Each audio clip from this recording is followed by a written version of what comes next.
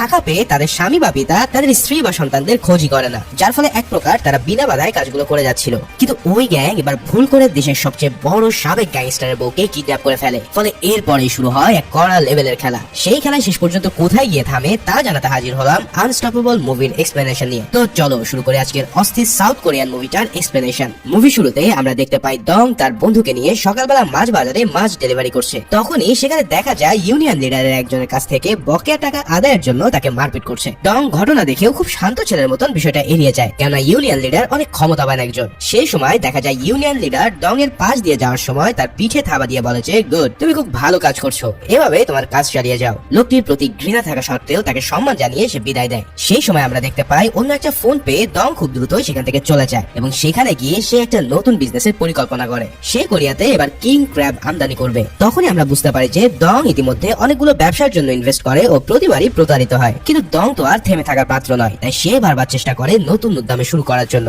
ঠিক তেমনি ভাবে এবারও তার ব্যতিক্রম না হলে কিছু টাকা লোন তুলে সে এই ব্যবসায় আবার ইনভেস্ট করে, যদিও সে জানতো যে কিং ক্র্যাবের জাহাজটি আসতে কয়েক মাস সময় লেগে যেতে পারে। পরের দৃশ্যে দেখতে পাই ডং এর স্ত্রী কখনো বৃদ্ধাশ্রমের সেবিকা, আবার কখনো হোটেলের ওয়েটার হিসেবে কাজ করছে। তখন বোঝা যায় ডং এর ইতিমধ্যে বিভিন্ন উদ্যোগের ফলে তার অলরেডি বেশ কিছু দেনায় পড়ে গেছে। তাই তারা দুজনেই এখন কঠোর পরিশ্রম করে সেই দেনা থেকে উত্তরণের পথ খুঁজছে। ডং তার স্ত্রীকে নিয়ে যখন তার রাতে বাড়ি ফিরছিল তখন দুজনের আলাপচারিতায় আমরা বুঝতে পারি যে ডং এর এই প্রতিবার ব্যবসায় লস খাওয়া তার স্ত্রীর একদমই পছন্দ নয়। এছাড়াও সে এবার নতুন ভাবে ইনভেস্ট করেছে তার স্ত্রীর অনুমতি ছাড়াই, যদিও তার স্ত্রীকে সে বলতে চায়, কিন্তু তার স্ত্রী অপছন্দ থাকায় সে এই ব্যাপারটা খুলে বলতে পারে না। এর পরের দৃশ্যে দেখা যায় একটা আবাসিক ভবনে পাওনা টাকা আদায়ের জন্য এক বৃদ্ধর উপরে টর্চার চালানো হচ্ছে। বৃদ্ধটা টাকা দিতে অসমর্থ হলে তাকে যখন হত্যার পরিকল্পনা করা হয়, ঠিক এমন সময় দেখা যায় বৃদ্ধের মেয়ে বাড়িতে চলে আসে। বৃদ্ধের মেয়ে সেই সময় বাড়িতে আসায় পাওনাদার গ্রুপ বৃদ্ধকে ছেড়ে দেয় এবং তার মেয়েকে অপহরণ করে নিয়ে যায়। ঠিক তখনই আমরা বুঝতে পারি যে এই গ্রুপটাই আসলে নারী পাচারকারী চক্র। তারা মেয়েটাকে অপহরণ করে নিয়ে আসার সময় সিগন্যালে দাঁড়িয়ে থাকা ডং এর গাড়িকে পিছন থেকে ধাক্কা দিয়ে দেয়। ফলে সে এবার গাড়ি থেকে বেরিয়ে তাদেরকে বোঝানোর চেষ্টা করলে তারা খারাপ ব্যবহার করতে থাকে, যা দেখে ডং এর স্ত্রী গাড়ি থেকে বের হয়ে আসে এবং এই দৃশ্য দেখে পাচারকারী চক্রের প্রধান তাকে পছন্দ করে ফেলে। ঠিক তখন আর কথা না বাড়িয়ে পাচারকারী চক্রের প্রধান তার ড্রাইভারকে মারে এবং ডং এর কাছে সরি বলে চলে যায়। মানে তো বুঝতেই পারছো এবার নতুন কোন চাল চালবে। যাই হোক, পরের দিন সকালে ডং ইউনিয়ন লিডারের কাছে যায় তার পাওনা টাকা আদায় করার জন্য, কিন্তু লিডার জানায় যে এখন টাকা দিতে পারবো না, পরে আসো। ডং এর আকুতির কারণে ইউনিয়ন লিডার তখন তাকে মাত্র 2000 টাকা দেয় এবং সেখান থেকে সে চলে যায়। তবে এবার ডং সেখান থেকে ফিরে এসে পায় এক খারাপ সংবাদ। সে জানতে পারে যে জাহাজটা ভুল পথে গিয়ে চীনা সমুদ্র সীমা অতিক্রম করে ফেলেছে, যে কারণে চায়না সরকার জাহাজটাকে আটকে ফেলেছে, যার ফলে এবার এই জাহাজ আসতে আরো দেরি হচ্ছে শুনে তার মাথায় যেন আকাশ ভেঙে পড়ে। এরপর আমরা দেখতে পাই ডং যে প্রতিষ্ঠান থেকে লোন নিয়েছে তারা ডং এর স্ত্রীর কাছে একটা লিগ্যাল নোটিশ পাঠিয়ে দেয়। সেখানে বলা ছিল যে লোন পরিশোধ না করলে তাদের বাড়ি এবং গাড়ি বিক্রি করে দেওয়া হবে। সেখান থেকে ডং এর স্ত্রী মন খারাপ হয়ে বেরিয়ে আসে। অন্যদিকে আজ তার স্ত্রীর জন্মদিন হওয়ায় সে তাকে সারপ্রাইজ দিতে চায়, তাই সে তার স্ত্রীকে শহরে একটা বড় রেস্টুরেন্টে দাওয়াত করে এবং সেখানে খুব দামি খাবার নিয়ে অপেক্ষা করতে থাকে। এরপর ডং এর স্ত্রী সেখানে উপস্থিত হয় এবং ডংকে এই লোন এবং নতুন ব্যবসার কথার প্রশ্ন করে। ডং তখন বলে, আজ তোমার জন্মদিন, আমরা এই বিষয়ে পরে কথা বলবো। এই কথা বলে দুজনের মাঝে সামান্য বাক বিতণ্ডা হয়। তখন ডং তাকে আরো সারপ্রাইজ দেওয়ার জন্য জন্মদিনের কেক আনতে যায়, কিন্তু এবার সে ফিরে এসে দেখতে পায় তার স্ত্রী আর রেস্টুরেন্টে নেই। তবে সে বুঝতে চায় যে হয়তো রাগ করে সে চলে গেছে, তাই সেও হতাশ মনে বাড়ি ফিরে আসে। ডং এর ওই দিন বাড়ি ফিরে আসতে আসতে রাত হয়ে যায় এবং বাড়ির সামনে এসে দেখে যে দুটো গাড়ি দুর্ঘটনার ফলে রাস্তা ব্লক হয়ে আছে দেখে সে অপেক্ষা করতে থাকে। কিন্তু তখনও সে বুঝতে পারেনি যে এর মাঝে তার বাড়িতে ঘটে যাচ্ছে জীবনের সবচেয়ে দুঃখজনক ঘটনাটি। তার বাড়িতে সে নারী পাচারকারী চক্রের সদস্যরা এসেছে তার বউকে অপহরণ করতে, এবং রাস্তায় যে দুর্ঘটনা হয়েছে সেটা ছিল তাদেরই সাজানো নাটক, যাতে এই মুহূর্তে তাদের বাড়ির কাছে কেউ পৌঁছাতে না পারে। এরপর ডং বাড়ি ফিরে এসে তার স্ত্রীর কাছে সরি বলতে বলতে ভিতরে আসে, কিন্তু ইতিমধ্যে অপহরণকারীরা তার স্ত্রীকে সেখান থেকে উঠিয়ে নিয়ে গেছে। ডং বাড়িতে ফিরে ঘরের সকল জিনিসপত্র এলোমেলো দেখে বুঝতে পায় যে কিছু একটা তো ঘটেছে। সে বাড়ির সকল জায়গায় এবং চারিপাশে খোঁজ না পেয়ে দ্রুত নিকটস্থ পুলিশ স্টেশনে আসে মিসিং ডায়েরি করতে। সেখানে গিয়ে ডং দেখতে পায় বাড়ির আশেপাশের সকল সিসিটিভি ক্যামেরা তখন বন্ধ ছিল। ঠিক তখনই সে বুঝতে পারে যে এটা পরিকল্পিতভাবে তাকে অপহরণ করা হয়েছে। থানা থেকে বেরিয়ে তার বন্ধুর সাথে দেখা হয় এবং সাথে সাথে অপহরণকারীরা এবার ডংকে ফোন করে। তারা এখানে বলে যে তোমার স্ত্রী আমার কাছে, ফলে পুলিশ স্টেশনে যাওয়া তোমার উচিত হয়নি। তোমার উচিত আমার সাথে কথা বলা, আর স্ত্রীকে ফেরত পেতে হলে তোমার বাসার ফ্রিজে একটা ঠিকানা লিখে এসেছি, ওখানে 2টার মধ্যে এসে আমার সাথে দেখা করো। এরপর দুজনে একান্তে সাক্ষাৎ করে সবকিছু ঠিকঠাক করে নেওয়া যাবে। তবে সাবধান, কাউকে কিন্তু সাথে নিয়ে আসবে না, কেননা সাথে যদি পুলিশ আসে তাহলে তোমার স্ত্রীকে কেটে দুভাগ করে ফেলবো। এসব কথা শুনে ডং লোকটার কথা মতন তার দেওয়া ঠিকানায় পৌঁছে যায় এবং সেখানে গিয়ে রেস্টুরেন্ট ম্যানেজারকে বলে যে 2টোর সময় আমার একটা অ্যাপয়েন্টমেন্ট ছিল। ম্যানেজার তাকে একটা টেবিল দেখিয়ে বলে যে এটা আপনার জন্য রিজার্ভ করা। ডং সেখানে বসে দেখতে পায় যে বড় এক ব্যাগ, একটা মোবাইল ও একটা জ্যাকেট। কিছুক্ষণ অপেক্ষা করার পর টেবিলে পড়ে থাকা একটা ফোনে কল আসে এবং অপর প্রান্ত থেকে লোকটা বলে, আমি একটু কাজে ব্যস্ত, তাই তোমার সাথে দেখা করতে পারিনি, সেজন্য আমি দুঃখিত। যাই হোক, ব্যাগে তোমার জন্য ইন্টারেস্টিং কিছু আছে, সেটা তুমি খুলে দেখো। ডং ব্যাগটা খুলে দেখেছে প্রচুর টাকা। লোকটা তখন বলে, টাকাগুলো তোমার স্ত্রীর বিনিময়ে আমি দিলাম, যাও এই টাকাগুলো নিয়ে তুমি স্ত্রীকে ভুলে যাও। এছাড়া তোমাকে আমি একা একা আসতে বলেছিলাম, কিন্তু তুমি সাথে লোক এনেছো, যা দেখে আমি অনেক কষ্ট পেলাম। ডং তখনই বুঝতে পারে যে লোকটি হয়তো আশেপাশে আছে এবং তখনই সে দেখতে পায় একজন ব্যক্তি গাড়িতে উঠে চলে যাচ্ছে। ডং ও তার বন্ধু দুজনেই ধাওয়া করে গাড়িটাকে ধরে ফেলে। তবে গাড়ি ধরার পর যখন তারা বুঝতে পারে যে তারা ভুল লোককে ধরেছে, তখনই তার কাছে ক্ষমা চেয়ে তারা গাড়িটা ছেড়ে দেয়। ডং তখন সেখান থেকে টাকা নিয়ে পুলিশ স্টেশনে চলে আসে এবং পুলিশকে ঘটনা খুলে বলে। পুলিশ অফিসার ডং এর থেকে টাকাগুলো জমা রাখে এভিডেন্স স্বরূপ এবং বলে, আমরা দ্রুতই ব্যাপারটা নিষ্পত্তি করার চেষ্টা করছি। ভিডিওর এই পর্যায়ে তোমাদেরকে এমন একটি অ্যাপ সম্পর্কে পরিচয় করে দিচ্ছি যার অফিসিয়াল পার্টনার PSG। এই অ্যাপে জেতার সম্ভাবনা অন্যান্য অ্যাপের চেয়ে অনেক বেশি। 22 মার্চ থেকে শুরু হচ্ছে ইন্ডিয়ান প্রিমিয়ার লিগ খেলা, যেখানে থাকছে এক বিশাল সুযোগ তোমার পছন্দের দলকে সাপোর্ট করার। এই অ্যাপে তোমার সমস্ত ম্যাচের লাইভ আপডেট ও লাইভ ক্রিকেট ম্যাচ দেখতে পারবে। এর সাথে স্কোর অনুমান করে জিতে নিতে পারো আইফোন, ল্যাপটপ, BMW গাড়ি সহ নানান আকর্ষণীয় পুরস্কার। অ্যাপটিতে রেজিস্ট্রেশন করার সময় এই প্রোমো কোডটি ব্যবহার করে প্রথম ডিপোজিটে পেতে পারো নগদ 30,000 টাকা পর্যন্ত। আয়কৃত অর্থ তোলার জন্য বিকাশ, নগদ, রকেট সহ থাকছে নানা প্ল্যাটফর্মের সুবিধা। রেজিস্ট্রেশনের জন্য পিন কমেন্টে থাকা লিঙ্কে যাও অথবা গুগলে সার্চ করো। রেজিস্ট্রেশনের সময় প্রোমো কোডটি ব্যবহার করে বোনাস নিতে মিস করো না। এটি একটি কেবল স্পন্সর অ্যাড, যেখানে আর্থিক ক্ষতির সম্ভাবনা থাকতে পারে, তাই এই ধরনের অ্যাপ থেকে দূরে থাকার চেষ্টা করো। ডং বাড়ি ফিরে তার বন্ধু নিকট ফোন করে শহরের এক ব্যক্তির খোঁজ জানতে চায়, যে কিনা শহরের সব রকম খবরাখবরের পারদর্শী ছিল। তার বন্ধু বলে, সেই লোকটা আছে, কিন্তু সে তো টাকা ছাড়া কিছুই করে না, আর আমাদের এখন এমন অবস্থা যে গাড়িতে তেল ভরার টাকাটা আমাদের পকেটে নেই। এই কথা শোনার পর পরের দিন সকালে ডং ইউনিয়ন লিডারের অফিসে চলে যায়, কেননা তার কাছে সে অনেকগুলো টাকা পাওনা ছিল। সেখানে গিয়ে তার জরুরি অবস্থার কথা বলে পাওনা টাকা চায়, কিন্তু ইউনিয়ন লিডার কোনোভাবে তাকে এই টাকা দিতে রাজি হয় না। শুধু তাই নয়, তারা তার দেহরক্ষীদেরকে দিয়ে ডংদের মেরে একদম ছাতু বানাতে থাকে। এরপর তারা যখন সেখান থেকে তাকে তাড়িয়ে দেওয়ার চেষ্টা করে, তখনই ডং তার নিজের আসল চেহারায় ফিরে আসে। আসলে এতদিন পর্যন্ত কেউই জানতো না যে ডং হচ্ছে একজন সাবেক গ্যাংস্টার, যার কারণে সে এবার তাদের উপরে শুরু করে এক রাম ধোলাই। প্রচুর কেলানোর পর সে তাদের কাছ থেকে টাকা ছিনিয়ে নিয়ে চলে আসে। এবার ডং সেই টাকাগুলো নিয়ে ওই ইনফরমারের কাছে আসে, যার কাছ থেকে সেই সব তথ্য পাওয়ার কথা ছিল। তবে এই অল্প টাকা দিয়ে ইনফরমার প্রথমে এই কাজ করতে রাজি হয় না, কিন্তু তখন ডং এর বন্ধু বলে যে, ঠিক আছে, যদি তুই আমাকে এই কাজ করে দিস, তাহলে আমি তোকে আমার বিজনেসের 5% শেয়ার দেব। এখন এই কথা শুনে তার বন্ধু সাথে সাথে রাজি হয়ে যায়। এবার সে শুরু করে ডং এর স্ত্রীকে খোঁজার জন্য এক কড়া মিশন। সে বিভিন্ন ধরনের সূত্র ধরে তথ্য বের করার চেষ্টা করতে থাকে। এদিকে ইনফরমার তাদেরকে সন্দেহভাজন গাড়ির মালিকের নাম ও ঠিকানা জোগাড় করে ফেলে। গাড়ির মালিকের নিকট থেকে জানতে পারা যায় যে গাড়ির নাম্বার প্লেটটা অন্য একটা জায়গায় বিক্রি করে দিয়েছিল সে। এরপর ডং তাকে লোকটার তথ্য দিতে বললে লোকটা সে তথ্য মতে ডং এবং তার বন্ধু সেই ইনফরমারের তিনজনেরই একটা পুরাতন গাড়ি পার্কিং এর এরিয়াতে যায়। সেখানে পৌঁছানোর কিছুক্ষণের মধ্যে এক বৃদ্ধ লোক এসে তাদের আন্ডারগ্রাউন্ডের একটা নিয়ে যায়। সেখানে গিয়ে তাদের দুজনের চোখ তো পুরো ছানা বাড়া হয়ে যায়। এ যেন এক ইল্লিগাল কাজের স্বর্গরাজ্য।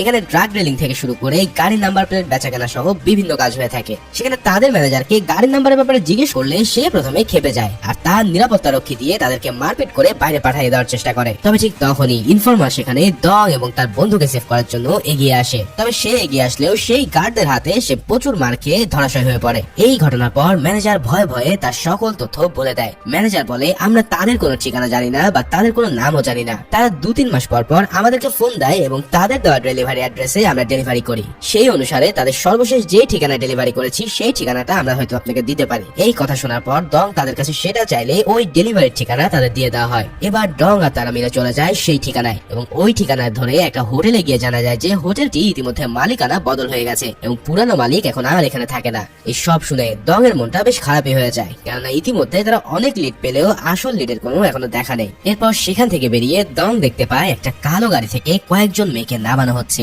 এই দৃশ্য দেখতে পেয়ে তার মনে এবার সন্দেহ শুরু হয়। এরপর সে দেখতে পায় ওই লোকটাকে, যে কিনা ডং এর স্ত্রী যেদিন অপহরণ হয়েছিল সেদিন রাস্তা আটকে গাড়িতে মালামাল পাল্টাচ্ছিল।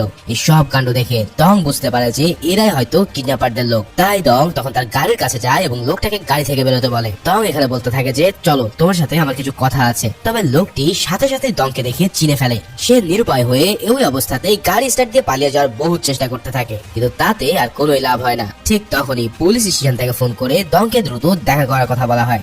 ডং এবার সে পুলিশ স্টেশনে হন্তদন্ত হয়ে গিয়ে জানতে পারে যে অজ্ঞাত এক ব্যক্তির লাশ পাওয়া গেছে, যা ডং এর স্ত্রীর তথ্যের সাথে প্রায় মিলে যায়, যার কারণে তাকে শনাক্ত করার জন্য এখানে ডাকা হয়েছে।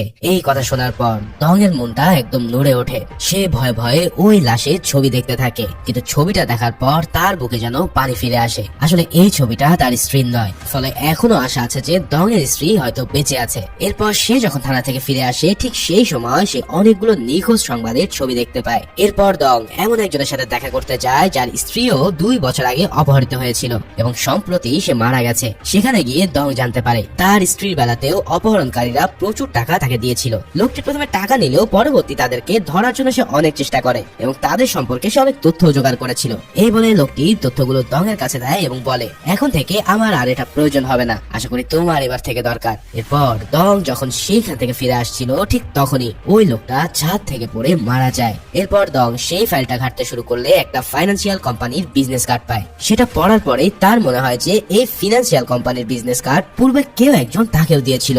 এভাবে ভাবতে ভাবতে হঠাৎ তার সেই দিনের কথা মনে পড়ে যায়। তার মনে হতে থাকে রাতে বাড়ি ফেরার সময় তাদের গাড়িতে টক্কর দিয়েছিল যে ড্রাইভার, সে তাকে কাটটি দিয়েছিল। এসব জানার পর ডং এর বুঝতে বাকি থাকে না যে ফাইন্যান্সিয়াল কোম্পানির আড়ালে তারা নারী ব্যবসায় লিপ্ত আছে। এসব কিছু জানার পর দ্রুত ফাইন্যান্সিয়াল কোম্পানিতে ডং চলে যায় এবং ম্যানেজারের সাথে দেখা করে। ডং ম্যানেজারের সাথে কিছুক্ষণ বাকবিতণ্ডার পর তার দেহরক্ষীকে মেরে ম্যানেজারকে জিম্মি করে নিয়ে চলে আসে। ডং তাকে প্রচুর মারপিট করার পরেও তার থেকে সে কোনো তথ্যই বের করতে পারে না। তবে এমন সময় নারী পাচারকারী দলের প্রধান তাকে ফোন দেয় এবং ভিডিও কলে তাকে বলে, ম্যানেজার নিশ্চয়ই তোকে সব তথ্য দিয়ে দিয়েছে, আমি জানি ওর পেটে কোনো কথাই দাঁড়ায় না, তাই তুই এখনই ওকে হত্যা কর, না হলে আমি তোর স্ত্রীকে হত্যা করব। ডং এই কাজ করতে অস্বীকার করে, ফলে ওই লোকটি ডং এর স্ত্রীকে পানিতে চোবাতে থাকে এবং বলে দেখা যাক কে আগে খুন করতে পারে। এই সব কাণ্ড দেখে আর কোনো উপায় না পেয়ে ডং ওই ম্যানেজারের শ্বাসরোধ করে তাকে হত্যা করে ফেলে। এরপর সে ডংকে বলে, ঠিক আছে তুই তাহলে আমার টাকা ফেরত দে, আমি তোর স্ত্রীকে ফেরত দিয়ে দেবো। এই বলে সে ফোনটা কেটে দেয়। তবে তখনই দেখা যায় ডং আসলে লোকটাকে হত্যা করেনি, তাকে শ্বাসরোধ করে আসলে অজ্ঞান করে ফেলা হয়েছিল। এরপর জ্ঞান ফিরে আসার পর ম্যানেজার তখন তাকে বিস্তারিত খুলে বলে। ম্যানেজার তাকে বলতে শুরু করে তাদের প্রথম সাক্ষাৎ একজন দূতের মাধ্যমে। টাকার জন্য সে সকল প্রকার কাজ করতে পারে। সে নারী পাচারকারীদের সাথে মানুষের অঙ্গ পর্যন্ত বিক্রি করে। তবে সব থেকে আশ্চর্যজনক ব্যাপার এটা যে অপহৃত নারীদের অভিভাবকরা টাকা পাওয়ার পর কেউ সেই মেয়েকে আর ফেরত নিতে চায় না। তারপর ম্যানেজার তাকে সম্ভাব্য ঠিকানাগুলো বলে দেওয়া শুরু করে। এদিকে ডং এর সামনে তখন নতুন চ্যালেঞ্জ, কেননা ওই লোকটা তার স্ত্রীকে ফেরত দিতে চেয়েছে, বিনিময়ে তার যে টাকা দেওয়া হয়েছিল সেটা ফেরত চায়। কিন্তু টাকাগুলো তো আসলে ডং এর হাতে নেই, টাকাটা তো সে পুলিশ স্টেশনে সেদিন জমা দিয়ে এসেছিল। এখন পুলিশ স্টেশন থেকে টাকাটা কিভাবে আনা যায় এটা নিয়ে তার ভাবতে হবে। ঠিক তখনই তাদের সেই ইনফর্মার বন্ধুটি বলে যে ঠিক আছে আমি বিষয়টা দেখছি। এরপর তারা 3 জন পুলিশ স্টেশনে যায় এবং ডং নিচে গাড়িতে অপেক্ষা করতে থাকে। ডং এর বন্ধু এবং ইনফর্মার স্টেশনের ভিতরে যায় এবং এভিডেন্স সংরক্ষণ ইনচার্জকে বলে যে সে শহরের নতুন প্রসিকিউটর এবং সেই এভিডেন্সের টাকাগুলো আদালতে নিয়ে যাওয়ার জন্য এসেছে। এসব কথা শুনে ইনচার্জ টাকাটা দিতেই যাচ্ছিল, কিন্তু তখনই সন্দেহ হওয়াতে ডিউটি অফিসার ফোন করে জানতে পারে যে এরা আসলে ভুয়া লোক, যার ফলে এবার তাদের দুজনকে আটকে ফেলা হয়। ডং তাদের আসতে দেরি হচ্ছে দেখে বুঝতে পারে যে তাদের নিশ্চয়ই কোনো ঝামেলা হয়েছে, তাই সে বুদ্ধি করে এবার পার্কিং এরিয়ার একটা গাড়িকে ব্লাস্ট করে দেয়। এই ব্লাস্টের ফলে সবাই যখন আগুন লেগেছে ভেবে দৌড়াতে থাকে, ঠিক তখনই তারা দুজন টাকাটা নিয়ে পালিয়ে আসে। এবার অন্যদিকে আমরা দেখতে পাই ডং এর স্ত্রীকে যেখানে বন্দী করে রাখা হয়েছে সেখানে একটা মেয়ের উপরে অত্যাচার হচ্ছিল।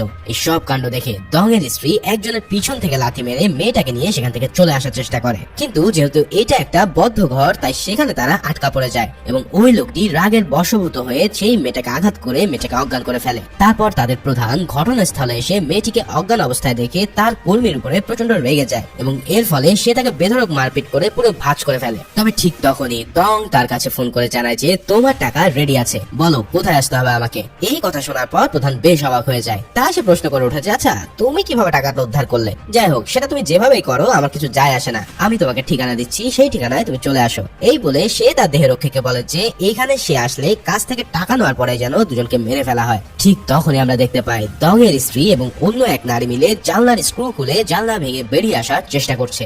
সেই সময় সেখানে উপস্থিত একজন রক্ষী তাদের আটকানোর অনেক চেষ্টা করলেও অপর একজন মেয়ে তাকে আঘাত করে এবং ডং এর স্ত্রী বেরিয়ে আসার সুযোগ করে দেয়। ডং এর স্ত্রী জানলা থেকে পাশের বিল্ডিং এর ছাদে জাম দিয়ে বেরিয়ে আসে এবং দ্রুত রাস্তায় এসে রাস্তায় চলাচল করা একটা গাড়িকে অনুরোধ করে ওঠার চেষ্টা করে। এরপর সে চলে যায় নিকটস্থ পুলিশ স্টেশনের দিকে। অন্যদিকে নারী পাচারকারী দলের প্রধান সেখানে উপস্থিত হয় এবং এর পালিয়ে যাওয়ার ব্যাপারটা দেখে প্রচন্ড পরিমাণ রেগে যায়, যার কারণে সে সাথে সাথে বেরিয়ে পড়ে তাকে পুনরায় অপহরণ করার জন্য। এবার ডং এর স্ত্রীর গাড়িটা যখন একটা যানজট আটকে যায়, তখন ডং এর স্ত্রী আর অপেক্ষা না করে দৌড়ে পুলিশ স্টেশনে যাওয়ার চেষ্টা করতে থাকে। ঠিক তখনই দেখা যায় দলের প্রধান এসে তাকে আবারও জিম্মি করে ফেলেছে। এদিকে ডং এবং তার বন্ধুরা মিলে খুঁজতে খুঁজতে প্রধানের আস্তানায় চলে আসে। সেখানে এসে আস্তানার প্রধান ফটকে তালা মারা দেখে ডং গেট ভেঙে ভিতরে প্রবেশ করে। এখানে ঢুকে ডং তার বাধাদানকারী সিকিউরিটি গার্ডদেরকে একের পর এক মারতে থাকে এবং তন্ন তন্ন করে প্রতিটা রুম খুঁজে দেখতে থাকে তার স্ত্রীর জন্য। এই কাজ করার সময় ঠিক তখনই দেখা যায় যে ডং এর এক ঘুষিতে অফিসের দেওয়াল কাঁপতে শুরু করে। ব্যাপারটা এমন যে 8.3 মাত্রা যেন ভূমিকম্প হচ্ছে। অফিসের ভিতরে থাকা দুজন তখন প্রচন্ড ভয় পেয়ে দরজা ছিটকেনে দিতে চায়। এরপর দরজা লক করার পর কান পেতে শুনতে থাকে বাইরের পরিবেশটা কি। ঠিক তখনই দেখা যায় এক ঘুষিতে দরজা ভেঙে লোকটি থোবড়ায় আঘাত করে বসেছে। ডং দরজা ভেঙে ভিতরে প্রবেশ করে এবং ভিতরে থাকা দুজনকে মারতে থাকে। এরই মাঝে আমরা একজনকে দেখতে পাই তার পায়ের কারসাজি করে ডংকে দু একবার আঘাত করতে, কিন্তু সামনে যখন ডং তখন এই দু একটা আঘাত অনেকটা হাতিকে গুলতি মারার মতো। ফলে এরপর কি হবে তা তো তোমরা বুঝতেই পারছো।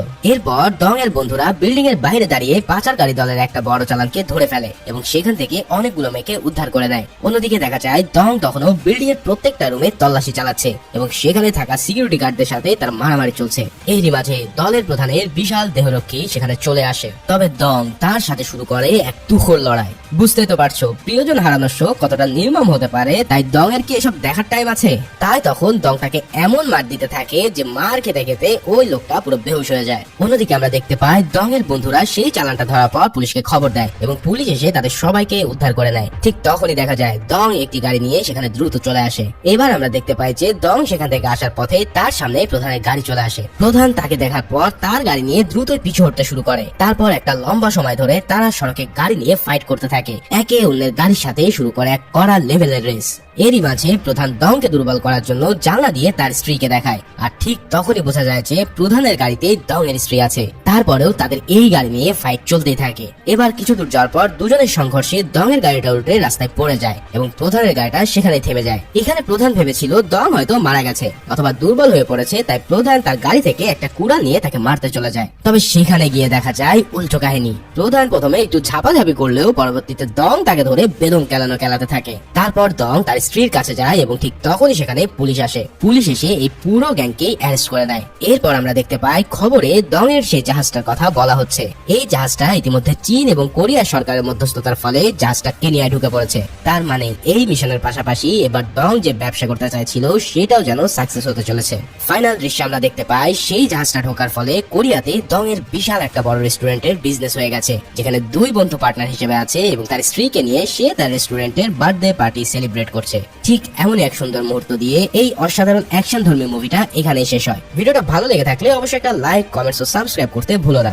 দেখা হচ্ছে পরবর্তী কোনো ভিডিওতে। সে পর্যন্ত সবাই ভালো ও সুস্থ থাকো। ধন্যবাদ।